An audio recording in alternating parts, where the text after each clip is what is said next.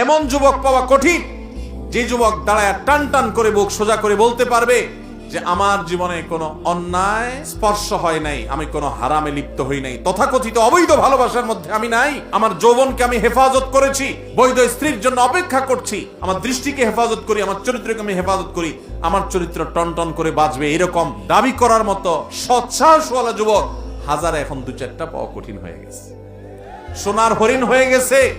যুবক ভাইরা আমার, এই চরিত্র নষ্টের জন্য আল্লাহর কাছে হিসাব দিতে হবে। কিয়ামতের ময়দানে 4টি প্রশ্নের উত্তর দেওয়া ছাড়া একটা মানুষকে পানাতে দেওয়া হবে না। তার ভিতরে একটা হলো ওয়ান শাবাবিহি ফিমা আবলা, যে যৌবন কালকে তুমি কোন কাজে কাটাইছো। ম্যাক্সিমাম যুবক সমাজের তারা আজকে এই অন্যায় কালচার, বয়ফ্রেন্ড গার্লফ্রেন্ড কালচারে গিয়ে, হারাম সম্পর্কে গিয়ে তারা শেষ হয়ে যাচ্ছে।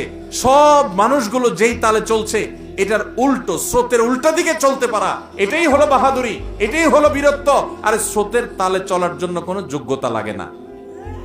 স্রোতের তালে আসার জন্য শুধু গা ছেড়ে দিলেই হয়। স্রোতের উল্টা দিকে আসার জন্য নিজের ভেতরে সুপ্ত ইমানি শক্তি লাগে, চেতনা শক্তি লাগে, যথেষ্ট সাহস লাগে। ম্যাক্সিমাম যুবক যুবতীরা হারাম কাজে লিপ্ত, অবৈধ সম্পর্কে লিপ্ত। তুমি স্রোতের উল্টা দিকে চলা শিখো, প্রতিজ্ঞা করো যে না, আমি হারাম কাজে লিপ্ত হব না, আমি বেঁচে থাকবো। সবাই অন্যায় লিপ্ত, আমি ভিন্নতর হব, আমি নিজেকে নিয়ন্ত্রণ করব। বেশিরভাগ যুবকরা এখন অন্যায়ের সাথে গা ভাসায়, তাই না? অন্যায়ের সাথে গা ভাসায়।